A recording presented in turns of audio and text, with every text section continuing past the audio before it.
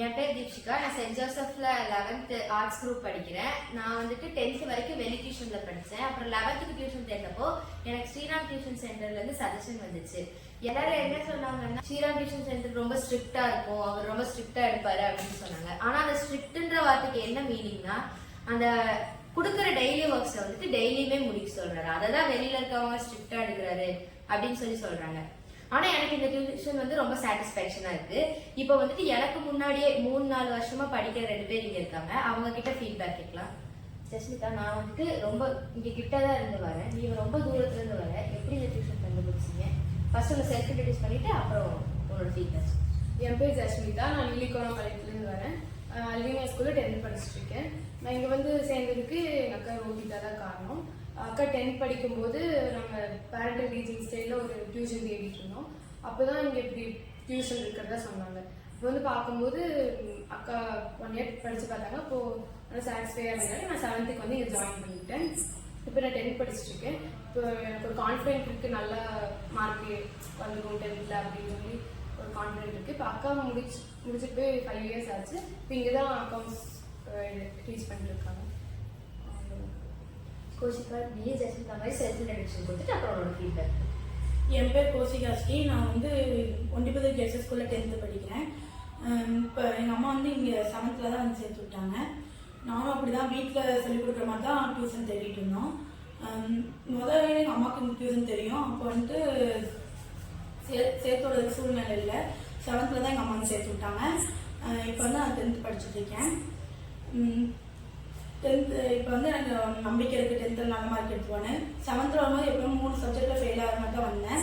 இங்கிலீஷ்லாம் read பண்ணவே தெரியாது. இப்போ ரீட் பண்ணி கொஞ்சம் மீனிங்லாம் புரிஞ்சுருந்துச்சு. மேக்ஸில் கொஞ்சம் வீக்காக இருந்தேன். இப்போ 90 அப்போ எடுக்கணுன்ட்டேன். சரி, இப்போ நீங்கள் வந்துட்டு ஸ்டடீஸை தவிர லைஃப் பற்றி என்னெல்லாம் விஷயம் கற்றுக்கிட்டீங்க? ஜஸ்மிதா, நீ ஃபஸ்ட்டு சொல்லுங்க. அப்புறம் வந்து ஃபர்ஸ்ட் வந்து பங்க்சுவாலிட்டி, அதுக்கப்புறம் எடுத்து வேலையை முடிக்கிறது, அதுக்கப்புறம் ட்ரெஸ்ஸிங் சென்ஸ், அதுக்கப்புறம் வந்து பேரண்ட்ஸ்க்கு வந்து எப்படி பேரண்ட்ஸ்க்கு எல்டர்ஸ்க்குலாம் எப்படி ரெஸ்பான்சிபிளாகவும் ரெஸ்பெக்டாகவும் இருக்கிறது அப்படிங்கிறது கற்றுக்கிட்டேன். அதை நினச்சி வீட்லேயும் ரொம்ப ப்ரௌடாக ஃபீல் பண்ணுறாங்க. சொல்லு.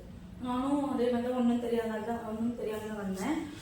இப்போ வந்துட்டு பேரண்ட்ஸ்க்கு எப்படி மரியாதை கொடுக்கணும் எல்லாம் தெரிஞ்சுக்கிட்டேன். கற்றுக்கிட்டோன்னு சொல்கிறோம்க்கா. நீங்கள் என்ன கற்றுக்கிட்டீங்க? நான் வெளியில 10th படிச்ச வரைக்கும் எனக்கு அவ்வளோக்கா எதுவுமே புதுசா கோ கரிக்குலர் ஆக்டிவிட்டிஸ் எதுவுமே சொல்லி தரல. ஆனா இங்க வந்ததுக்கு எனக்கு இந்த சிட்டப்ஸ் போடுறது உள்ள வந்தோடனே அதெல்லாம் எனக்கு புதுசா இருந்துச்சு. அப்புறம் சார் வந்துட்டு டிக்டேஷன் சொல்லி தராரு, தமிழ் வேர்ட்ஸ் வந்துட்டு மிஸ்டேக் வரக்கூடாதுன்னு சொல்லிட்டு எனக்கு அது புதுசா இருந்துச்சு. அப்புறம் வந்துட்டு யோகா அதாவது மெடிடேஷன் சொல்லி தராரு. அதெல்லாம் எனக்கு ஒரு மாதிரி புதுசா இருந்துச்சு. நான் வெளியில இதுக்கு முன்னாடி 10th வரைக்கும் படிச்ச டியூஷன் எனக்கு அந்த மாதிரிலாம் எதுவும் சொல்லி தரல. எனக்கு இதெல்லாமே ரொம்ப புதுசா இருந்துச்சு. ஸோ இப்போ நானும் ரோஹிதாக்காவும் சேர்ந்து ஒரு இன்டர்வியூ எடுத்திருக்கோம், நம்ம அதை பார்க்கலாம்.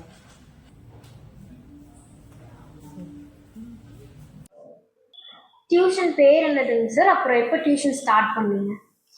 டியூஷன் 2009 ஜூன் 3ஆம் தேதி ஸ்டார்ட் பண்ணுறது தான். அதாவது நான் வந்து உட்காந்துறேன். இப்போ அதுக்கு வயசு 17 ஆயிடுச்சா நம்ம டியூஷனுக்கு. அதுக்கு முன்னாடியே 2001 மிஸ் ஆரம்பிச்சிட்டாங்க. அப்போ பார்க்கும்போது 26 வயசு எக்ஸ்பீரியன்ஸ் ஆயிடுச்சு. மிஸ்ஸு வந்து 8th வரைக்கும் எடுத்துகிட்டு இருந்தாங்க. நான் வந்து உட்காந்த பின்னாடி 9th 10th எக்ஸ்டெண்ட் பண்ணி அப்படியே 11th 12th போயிட்டோம். ஸ்ரீராம் டியூஷன் சென்டர்னு மிஸ்ஸு முதல்ல சும்மா சிம்பிளாக வச்சுருந்தாங்க. அதையே நான் எஸ்டாப்ளிஷ் பண்ணி அப்புறம் பேரெல்லாம் இது பண்ணி முடிவு பண்ணி நானும் மிஸ்ஸும் ஸ்ரீராம் டியூஷன் சென்டர்னு எல்லாத்துக்கும் சொல்ல ஆரம்பிச்சிட்டோம். 100% பேரண்டல் ஸ்டைல். ஏன்னா நாங்கள் படித்த காலத்துலேயும் பார்த்தீங்கன்னா எங்கள் ஸ்கூல் டீச்சர்ஸும் பார்த்தா வாத்தியாருங்கிற அந்த ஒரு இது இல்லாமல் என்ன போர்டு எடுத்து கொடுத்தாலும் திருப்பி போய் கேட்கும்போது ஒரு கேள்வி பதிலாகட்டும், எல்லா பாடங்களையும் கேள்வி பதிலாகட்டும், கணக்காகட்டும் தனித்தனியாக சொல்லி கொடுக்குற அந்த ஸ்டைல் எனக்கு பிடிச்சது. அப்புறம் எங்கள் அப்பாவும் அதே ஸ்டைலு, நாங்கள் படித்த அதே ஸ்டைலு தான் நம்ம குழந்தைகளும் கொண்டு வந்து சேர்த்தணுங்கிறது என்னோட எண்ணம். சரி சரி, நீங்கள் 3 விஷயத்தில் ஸ்ட்ரிக்டாக இருக்கீங்க சார். ஒன்று வந்துட்டு டைமிங், இன்னொன்று வந்துட்டு ட்ரெஸ் கோட், அப்புறம் வந்துட்டு அந்த டேயோட கம்ப்ளீஷன் ஓகே சார். நான் 3த்தையும் தனித்தனியாக நீங்கள் எனக்கு எக்ஸ்பிளைன் பண்ணுங்கள் சார். எதனால் நீங்கள் ஃபஸ்ட்டு டைமிங்கில் ரொம்ப ஸ்ட்ரிக்டாக இருக்கீங்க? இந்த உலகத்திலேயே முதல் நல்ல பழக்கங்கிறது பஞ்சுவாலிட்டி. நீ ஸ்கூலாகட்டும் காலேஜ் ஈவன் சினிமா தேட்டர் போனால் கூட 2:30 மணிக்கு படம்னா 2:30 மணிக்கு போட்டால் தான் அவன் போடுறது போட்டுருவாங்க. நம்ம இன்னார் வரட்டும் வரல 100 டிக்கெட் விற்றுருக்கு 90 பேர் தான் வந்திருக்காங்கலாம் பார்க்க மாட்டாங்க. நம்ம சினிமா தேட்டருக்கே அவ்வளோ முக்கியத்துவம் கொடுக்கும்போது பாடத்துக்கு அடிப்படை ஒழுக்கம், ஒழுக்கத்துக்கு அடிப்படை நேரம் தவறாமை, அதை குழந்தைகளுக்கு கொண்டு வந்து சேர்த்திடணும் அப்படிங்கிறது என்னோட முக்கிய நோக்கம். டைமுக்குள்ளே வந்துட்டாவே ஒரு வேலையை அந்த டைமுக்கு நம்ம ஆரம்பிச்சிட்டாலே பாதி வேலை முடிஞ்ச மாதிரி. அதனால் டைமிங் பக்காவாக ஃபாலோ பண்ணுறோம், ஸ்ட்ரிக்டாக வர வைக்கிறோம். 2வது ட்ரெஸ் கோடு. ஏன்னா நம்ம படிக்கிறதுக்கு நம்மளுக்கு நம்ம ஒருத்தங்க நம்ம எப்படி நம்மளை மதிக்கிறது முக்கியமோ அது மாதிரி நம்ம படிப்பு ரொம்ப ரொம்ப முக்கியம். நம்ம படிப்பு மதிச்சா தான் அது நம்மளை தேடி வரும். அதனால் கம்பல்சரி நம்ம உட்காந்து படிக்கிற இடத்த மதிக்கணுங்கிறக்காக ட்ரெஸ்ஸு நம்ம எல்லாரும் ஒரே மாதிரி வந்தோம்னா மட்டும்தான் நீட்னஸ் இருக்கும், நம்மளுக்கும் படிக்கிற ஒரு இன்ட்ரெஸ்ட் இருக்கும். நம்ம 2வது சரி எது வேணா போடுங்க அப்படின்னா என்ன ஆகுதுன்னா குழந்தைகளுக்கு தெரியாது எந்த இடத்துக்கு எதை போடுறது, விளையாடுற இடத்துக்கு எது போடணும், கோயிலுக்கு எது போடணும், படிக்கிற இடத்துக்கு எது போடணும். அதனால ஸ்கூல்ல எல்லாம் யூனிஃபார்ம் கொண்டு வந்தாங்க. நம்ம யூனிஃபார்ம் எல்லாம் கொண்டு வர்றதில்ல, ஓகே அதுக்கு பதிலாக நல்லது சொல்லித்தரோம். பசங்கன்னா இந்த மாதிரி ட்ரெஸ் கோடு வாங்க, பொண்ணுங்கன்னா இந்த மாதிரி வாங்க அப்படிங்கிற மாதிரி கொண்டு வரோம், பழக்கிடுறோம். 2வது டேவோட கம்ப்ளீஷன் ஏன் அன்னன்னைக்கு முடிக்கணும்னு சொன்னால் பார்த்தா ஒவ்வொரு ஸ்கூலும் டைரி ஒர்க் பார்த்தீங்கன்னா மினிமம் 5 ஒர்க் கொடுக்குது. நம்ம 100% எஃபோர்ட் போட்டு முடிச்சாலே 3 ஒர்க் தான் முடிக்க முடியுது. அட்லீஸ்ட் அந்த குழந்தைக்கு அந்த அளவுக்கு அந்த ப்ரெஷரையாவது போட்டு முடிச்சுடலாம். நம்ம கிட்ட இருக்கிறது 2 மணி நேரம் அல்லது 2.5 மணி நேரம் முடிச்சு அனுப்பிச்சுடுவானுங்கிறத. இந்த 3 தான் என்னோட நோக்கம். இப்போ ஸ்டூடெண்ட்ஸ் ஃபர்ஸ்ட் டியூஷனுக்குள்ள வராங்கன்னா நீங்கள் என்னங்க சார் ஃபோக்கஸ் பண்ணுவீங்க? அவங்க ஃபர்ஸ்ட் உள்ள வர்றாங்கன்னா அவங்களுக்கு என்ன தெரியும் என்ன தெரியாதுங்கிறத கண்டுபிடிக்கிறதுக்கு எனக்கு 20 நாள் ஆயிரும். ஏன்னா நம்ம கூப்பிட்டு இன்டர்வியூ மாதிரியோ இல்லை என்கொயரி மாதிரியோ ஒரு எக்ஸாம் மாதிரியோ வச்சாலாம் தெரிஞ்சுக்க முடியாது இப்போ இருக்கிற குழந்தைகிட்ட. அவங்க போக்குலேயே போய் ஒரு சப்ஜெக்டாக படிக்க வச்சு ஒரு வாரமாக ஒன்றா எக்ஸ்ட்ராக்ட் பண்ணி அவங்களோட வீக் என்ன ப்ளஸ் என்னங்க தெரிஞ்சுட்டு நம்ம அதுக்கு தகுந்த மாதிரி போகிறோம். சார் ட்ரெஸ் கோட் நீங்கள் ஸ்ட்ரிக்டாக ஃபாலோ பண்ணதுனால நீங்கள் என்னென்ன சுச்சுவேஷன்ஸ்லாம் ஃபேஸ் பண்ணுறீங்க? ஸ்ட்ரிக்டாக ஃபாலோ பண்ணனால சில பேரண்ட் 99% ஒத்துக்கிறாங்க. 1% ஆஃப் பேரண்ட் கொஞ்சம் வேரியேஷன் இருக்குது. நம்ம ஏன் இது எல்லாம் எந்த டியூஷன்லையுமே பண்ணல, நீங்கள் ஏங்க சார் பண்ணுறீங்கன்னா அப்போ அவங்களுக்கு விளக்கு கொடுக்க வேண்டியதாக இருக்குது. குழந்தைகளுக்கு இதை பழக்கி விடுங்க, அப்போ தான் குழந்தைகளுக்கு எங்கே போகிறோம் என்ன வேலை எதுக்காக போகிறோங்க மனசில் பதியும்னு சொல்லித்தரோம். அவ்வளோதான், வேறு பெருசாலாம் ஒன்றும் இல்லை. இப்போ 2009 டியூஷன் ஸ்டார்ட் பண்ணிட்டேன்னு சொன்னீங்க சார். இப்போ கோவிட்க்கு முன்னாடி இருந்த செட் ஆஃப் ஸ்டூடெண்ட்ஸ் எப்படி, கோவிட்க்கு அப்புறம் அந்த ஸ்டூடெண்ட்ஸ் எப்படி? நீங்கள் கோவிட்டுக்கு முன்னாடி பார்க்கும்போது அவங்களுக்கு கொஞ்சம் இந்த ஸ்கூல் ப்ரெஷர் இருந்தது, ஸ்கூலோட ப்ரெஷர் இருந்தது. அப்போ அன்னைக்கு வேலைக்கு அன்றைக்கி முடிச்சே போய் ஆகணும். இவங்க நம்ம வேலை கொடுக்குறோம் இல்லையா, இந்த வேலை இத்தனை மணிக்குள்ள முடியும்னு சொல்கிற வேலைக்கு ஒரு முக்கியத்துவம் தெரிஞ்சுது குழந்தைகளுக்கு. இது முடிச்சா தான் நாளைக்கு போய் ஸ்கூலில் நம்ம டெஸ்ட்டோ இல்லை ஓரல் ஒப்பிக்கிறதோ எல்லாம் கம்ப்ளீட் பண்ண முடியும், அதுக்காக சார் சொல்கிறதுன்னு ஒரு நம்பிக்கை இருந்தது. ஆஃப்டர் கோவிட் என்னாச்சு, இவங்க ஃபோன் கைக்கு வந்த பின்னாடி, ஃபோன் தான் மெயின் இதில், ஃபோன் கைக்கு வந்த பின்னாடி எல்லாமே சரி ஓகே இன்றைக்கில நாளைக்கு பண்ணிக்கலாம்னு அந்த கவனச்சிதறல் ஜாஸ்தி ஆயிடுச்சு. அதனால் நம்ம ஒரு 3 ஒர்க் முடிக்கிற இடத்துல ஒரு வேலையை முடித்தாலே பெரிய சந்தோஷம் அப்படிங்கிற மாதிரி இருக்குது. அதுவுமே தட்டி கொடுத்து கொண்டு போய் அவங்களோட மைண்ட் செட்டுக்கு தகுந்த மாதிரி தான் நம்ம போய் தான் முடிக்க வேண்டியது இருக்குது. அது பெரிய சேலஞ்சாக இருக்குது. சார் அப்போ நீங்கள் நைட்டெல்லாம் டிக்டேஷன்ஸ் எல்லாம் வைக்கிறீங்க சார், அந்த ஐடியா உங்களுக்கு எதனால வந்துச்சு? அது எல்லா நம்மகிட்ட வர்ற மேக்சிமம் யாரையும் குறை சொல்ல, ஸ்கூலோ வேறு யாரையும் நம்ம குறை சொல்ல, வர்ற குழந்தைகள் பார்த்தா தமிழ் மேக்சிமம் கொஞ்சம் ரொம்ப டல்லாக இருக்கிறாங்க. எழுத்துக்களே தெரியல, எத்தனை எழுத்துக்கள் தெரியல, உங்களுக்கு உயிரெழுத்து மெய் எழுத்து உயிர்மெய் எழுத்தா எதுவுமே பிரித்து சொல்ல தெரியல. இப்போ நம்ம அங்கேருந்து ஸ்டார்ட் பண்ணி வந்தோம்னா அப்புறம் வார்த்தைகளாக படிக்க வச்சு, அப்புறம் வாக்கியமாக படிக்க வச்சு, அதை டிக்டேஷனாக வச்சு அதில் வர்ற பிழைகள் சொல்லி கொடுத்து தமிழை கற்றுத்தர கொஞ்சம் கொஞ்சமாக டே பை டேவாக கொண்டு வரோம். அதுக்காக டிக்டேஷன் கொண்டு வந்தேன். இப்போ ஒரு ஸ்டூடெண்ட்ஸ்க்கும் ஒரு வே ஆஃப் லேர்னிங் ஸ்டைல் இருக்கும் சார். இப்போ அவங்களோட இதை தெரிஞ்சுட்டு நீங்கள் எப்படி அதை இம்ப்ரூவ் பண்ணுறீங்க? அது வேறு வழியே இல்லை. பார்த்தா நமக்கு தெரிஞ்ச கதை தான்.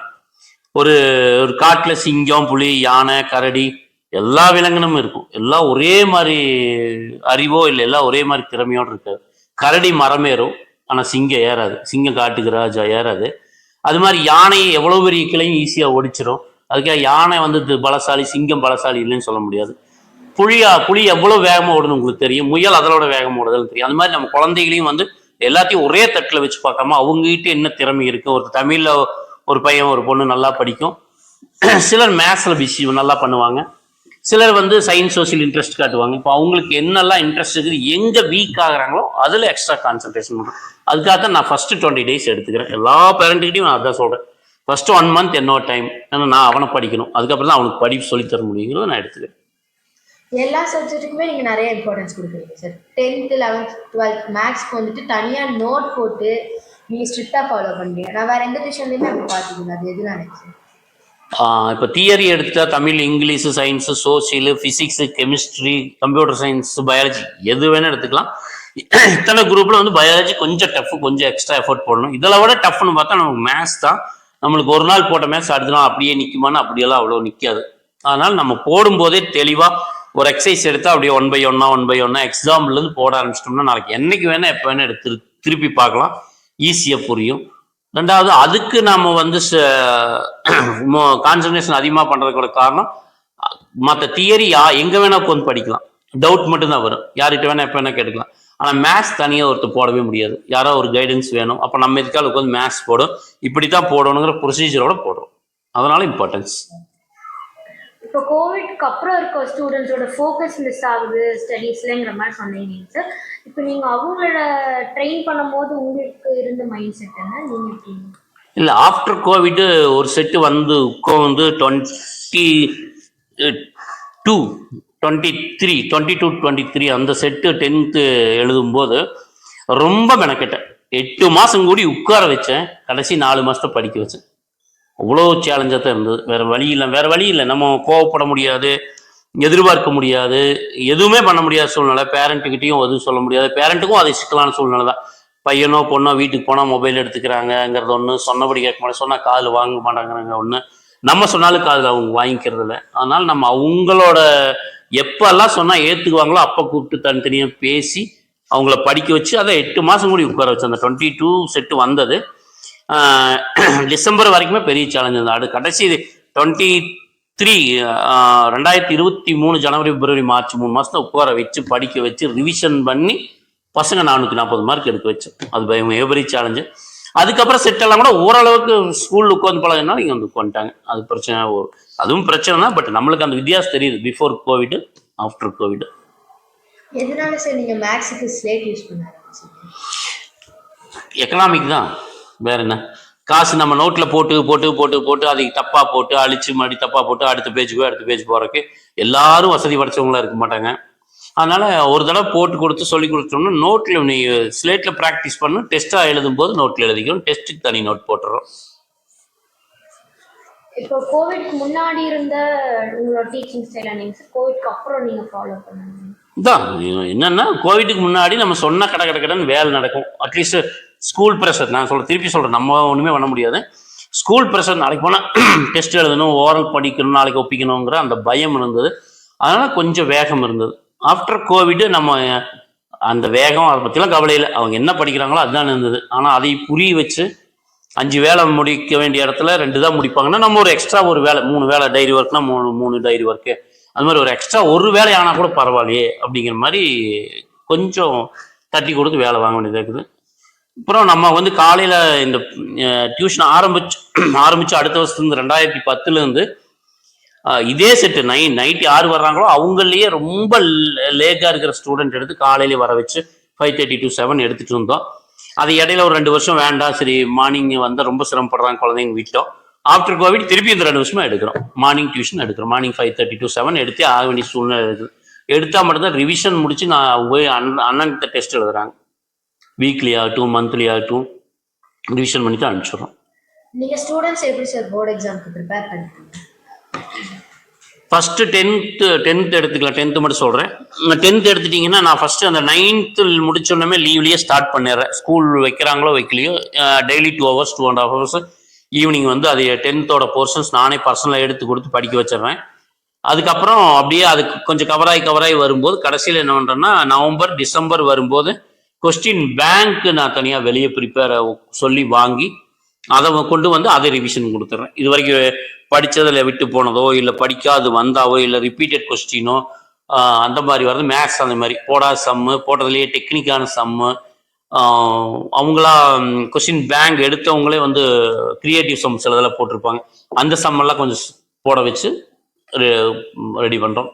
இங்கே ஒரே ஒரு கேரண்டி என்னன்னா, படிக்காத குழந்தை வந்தாலும் குறைஞ்சபட்சம் 350 மார்க் நான் கேரண்டி. படிக்கவே மாட்டான் அவன் 9th வரைக்கும், 8th வரைக்கும் சொல்கிறேன். ஆனால் அவனால் 9th வரணும். அந்த பையனோ பொண்ணும் 9th வரணும் நம்மக்கிட்ட. 9th கொண்டு வந்து சேர்த்து விட்டாங்கன்னா 10th 350 400 மார்க் நான் கேரண்டி.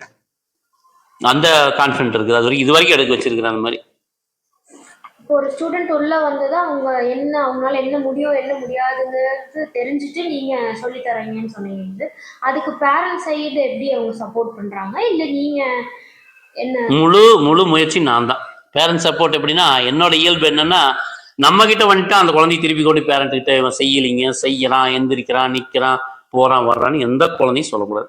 நானே இதை பார்த்துக்கணும்னு நினைப்பேன். அதனால என்னன்னா, எனக்கு என்ன அவங்க சைடு எனக்கு வேணும். காலையில் நேரத்தை எந்திரிக்கணும்னா எழுப்பி விட்டுருங்க, டைமுக்கு வர்ற மாதிரி பார்த்துங்க. அது ஒன்று உள்ளே வந்துட்டா நான் பார்த்துக்குவேன். அதே மாதிரி நைட்டு அனுப்புறது, போய்க்கோ இந்த வேலையை முடிச்சுட்டு நீ கிளம்பிக்கும், அவ்வளோதான். அந்த ஒரு ஸ்ட்ரீட்டு தான். மற்றபடி வேற மிரட்டவோ வேற எதுவும் பண்றதில்லை. எனக்கு கொடுத்த வேலையை முடிச்சுட்டு வெளியே போய்க்க, அவ்வளோதான். ஸ்டூடெண்ட்ஸ் நீங்க எப்படி கொண்டு வந்துடுறீங்க சார்? இப்போ நீங்க பேரண்ட்ஸ் கிட்ட இருந்து ஃபேஸ் பண்ற ஸ்ட்ரகிள்ஸ் எல்லாம் என்ன? பேரண்ட்ஸ் கிட்ட இருந்து ஃபேஸ் பண்ற ஸ்ட்ரகிள் ஒரே ஸ்ட்ரகிள் என்னன்னா, எந்த விசேஷம்னாலும் எங்க பையனை கூப்பிட்டு போகணுங்க, என் பொண்ணை கூப்பிட்டு போகணுங்க, அது சொல்லி புரிய வைக்க வேண்டியதாக இருக்குது. இந்த எக்ஸாம் என்ன முக்கியம், இது வாழ்க்கைக்கு பின்னாடி எங்கெல்லாம் உபயோகமாகுதுன்னு நம்மளுக்கு தெரிஞ்ச எக்ஸ்பீரியன்ஸ் அவங்ககிட்ட விளக்கி சொல்லி, அதுக்கப்புறம் அவங்கள வந்து இல்லைங்க இருக்கட்டும், நீங்கள் கல்யாணமோ விசேஷமோ எதுக்கு வேணால் போங்க, வாங்க நீங்கள் போயிட்டு வாங்கன்னு சொல்ல வேண்டியது. மேக்ஸ் போடுறதுக்கு எப்படி சார் நீங்கள் ஈஸியான மெத்தட்ஸ் எல்லாம் கற்றுக்கணும்? எனக்கு வர்ற குழந்தைங்க எல்லாமே கொஞ்சம் ரொம்ப டஃப் மோட்லேயே வர்றாங்க. மேத்ஸ்னா கொஞ்சம் பயம், எப்படி படிக்கிறது தெரியல, எப்படி போடுறது தெரியல, எப்படி பெருக்கிறது தெரியல, கூட்டம் தெரியலங்கிற வர்ற போது அது நம்ம எதாவது யோசிப்போம்ல, எதை பண்ணலாம், இதுக்கு அவனுக்கு ஈஸியாக எது பிடிக்கிற மாதிரி பண்ணலாம், எது ஈஸியாக நினைவில் நிற்கும். நினைவில் நிற்காத குழந்தைங்களுக்கும் சைடில் என்ன மாதிரி எல்லாம் ஒர்க் அவுட் பண்ணால் ஈஸியாக எடுத்து பார்த்து போட்டுக்குவாங்கன்னா நமக்கு வந்து யோசித்தோட விளைவு தான். பெருக்கல் கணக்கெல்லாம் பார்த்தீங்கன்னா நான் புதுசாக ஒன்று கண்டுபிடிச்சி போட்டிருப்பேன், அதெல்லாம் சொல்லி கொடுத்துருக்குறேன். அவங்க ஸ்டூடெண்ட்ஸோட பொசிஷன் தெரிஞ்சுட்டு நீங்கள் எப்படிங்க சார் உங்களுக்கு சொல்லித்தரீங்க? அதான் இதான் நம்ம சரி, இது வந்து இவங்க பேசிக்கே ஒன்றும் தெரியாமல் இந்த பையன் வந்திருக்கான்னு கண்டுபிடிக்கிறதுக்கு எனக்கு 15 நாள் 20 நாள் ஆயிரும். கண்டிப்பாக 20 நாள் ஆயிரும். இன்னைக்கு முடிக்கிறாங்க முடிக்கல அப்படிங்கிற டீட்டெயில்ஸ்ல எப்படி? டெஸ்ட் நோட் வச்சிருக்கேன். டெஸ்ட் எழுதுனா அதை சாயங்காலம் நம்ம நைட் போகும்போது சைன் வாங்கிட்டு போகணும். எங்கிட்ட சைன் வாங்கணும், அது போய் பேரண்ட்டுக்கு சைன் வாங்கிட்டு வரணும். பேரண்ட்ஸ்க்கும் இன்ஃபார்ம் பண்ண மாதிரி ஆயிரும். என்ன பெண்டிங் ஒர்க் இருக்குதுன்னு தெரிஞ்சு போயிடும். இன்னைக்கு டைரி ஒர்க் இதுதான் முடிச்சுங்கன்னா அடுத்த நாள் பார்க்கும்போது தெரிஞ்சு போயிடும். அதை வச்சு தான் ஃபாலோ பண்ணுறேன். இல்லை ஓரல் சொல்கிறாங்க ஒப்பிச்சுட்டு போகிறாங்கன்னா அது நம்மளுக்கே தெரியும் எந்தெந்த பாடம் எதோ ஒப்பிச்சிருக்காங்க, எதில் பெண்டிங் இருக்குன்னு. அந்த pending list Saturday Sunday complete பண்ணுற மாதிரி தான் வைக்கிறேன். அதுக்காக சண்டேவும் வைக்கிறேன் டியூஷன். எதனால sir entry and exit time note பண்ண சொல்றீங்க? நம்ம ஒரு டைம் வச்சிருக்கோம் உள்ள வரணும்னு சொல்லிட்டு. சிலர்னால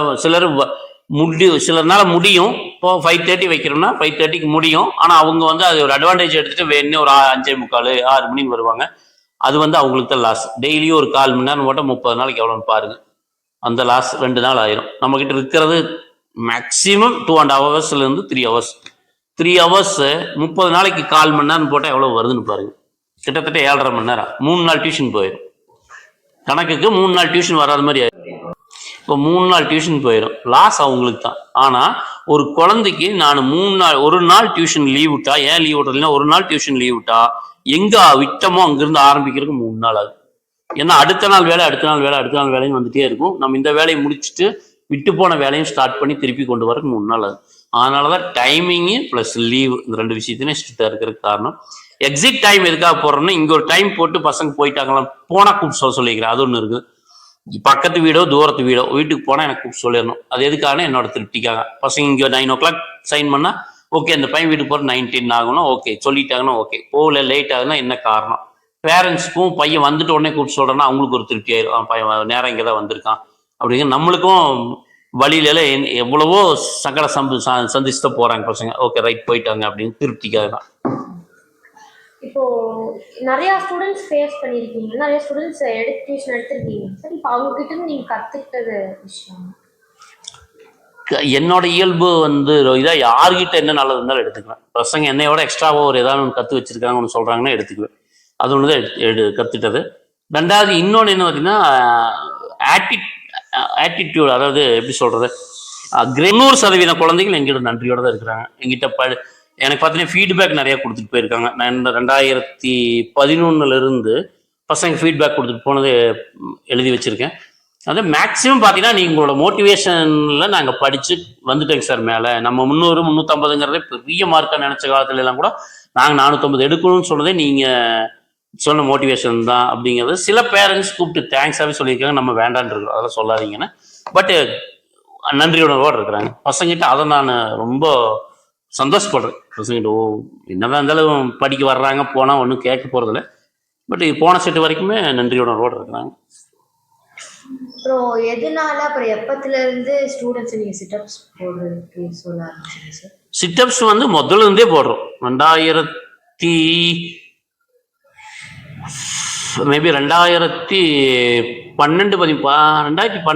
போட ஆரம்பிச்சிட்டோம். என்னன்னா இப்போ நம்ம சிட்டப்ஸுங்கிறது நம்ம தமிழர்கள் கண்டுபிடிச்சா அது ஒரு தோப்புக்கரணங்கிறது ஒரு நன்மையான விஷயம்.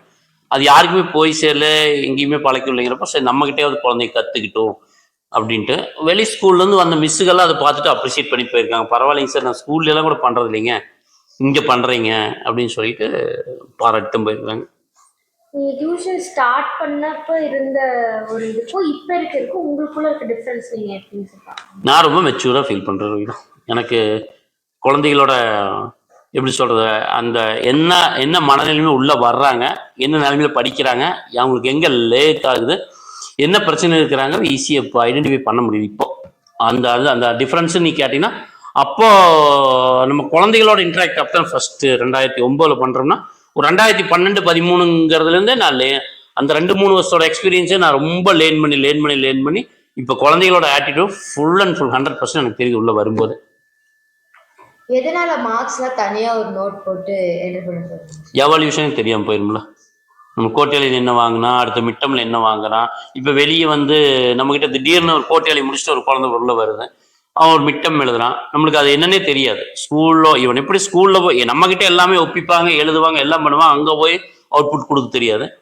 அப்போ அங்கே கொடுக்குற அவுட்புட்டுக்கு என்ன மார்க் வருதுன்னு தெரியாது. அப்போ மிட்டமோட மார்க் நோட் பண்ணி வச்சோம்னா அடுத்த ஆஃப் இயர்லியில் என்ன வருது, அது ஆஃப் இயர்லிக்கும் அடுத்த தேர்ட் மிட்டமுக்கு என்ன வித்தியாசம் வருதுங்கிறத தெரிஞ்சுக்கலாம். அடுத்த வருஷம் இந்த குழந்தை எப்படி கொண்டு போகலாம், நம்ம என்ன மாதிரி கொண்டு போகலாம், எங்கே வீக் ஆகுது, என்ன சப்ஜெக்ட் அவங்க சொல்லுது. பேரண்ட்ஸ்னு சொல்லும்போது பார்த்தா என் பையன் எல்லாமே படிச்சுக்கோங்க, மேத்ஸ் தான் பிரச்சனைப்பாங்க. நான் மேத்ஸ் நல்லா பண்ணியிருப்பான், நம்மகிட்ட லாங்குவேஜில் ப்ராப்ளமாக இருக்கும். அந்த மாதிரிலாம் நிறையா குழந்தைகள் நான் சந்திச்சிருக்கிறேன். அதனால் நோட் போட்டு எழுதிட்டோம்னா நம்ம அந்த டிஃப்ரென்ஸுக்கு தகுந்த மாதிரி போய்க்கலாம். இன்க்ளூடிங் மேத்ஸும் சொல்லி கொடுத்துட்டு அதையும் சொல்லி கொடுக்கலாங்கிறது தான் எதில் வீக் வரணும். இப்போ மேக்ஸ் டிஃப்ரெண்ட் ஸ்டாண்டர்ட்ஸ் எடுக்கிறீங்க sir. Different state board, CBSE அது மாதிரிலாம் எடுத்துருக்கீங்க சார். இப்போ ஸ்டூடெண்ட் வேறு சிலபஸில் இருக்கிறது மேக்ஸ் டவுட்ஸ் கேட்கும் போது நீங்கள் எப்படி?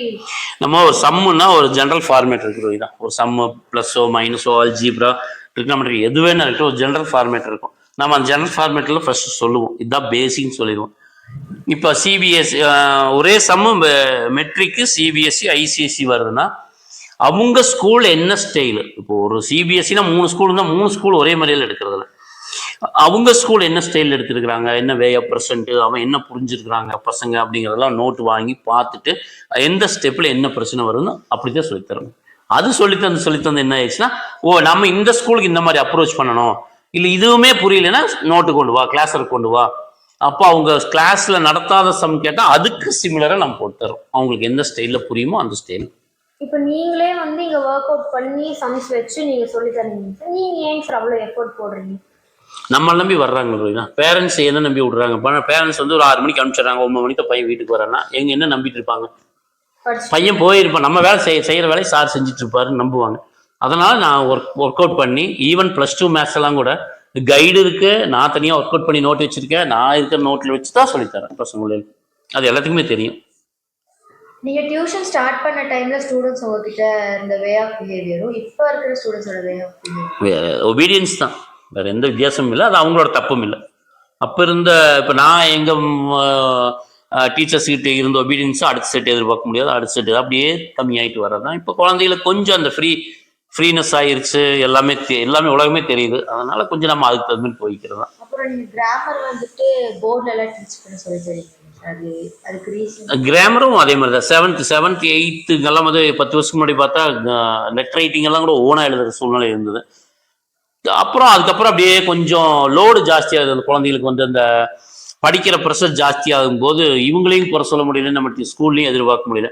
அப்படிங்கிற பேசிக்கே தெரியாம குழந்தைங்க எப்படி இங்கிலீஷ் படிப்பாங்க? தமிழ் இலக்கணம் மாதிரி தானே, அது மாதிரி. அதனால நான் கிராமர் நானா எடுக்க ஆரம்பிச்சிடுறேன்.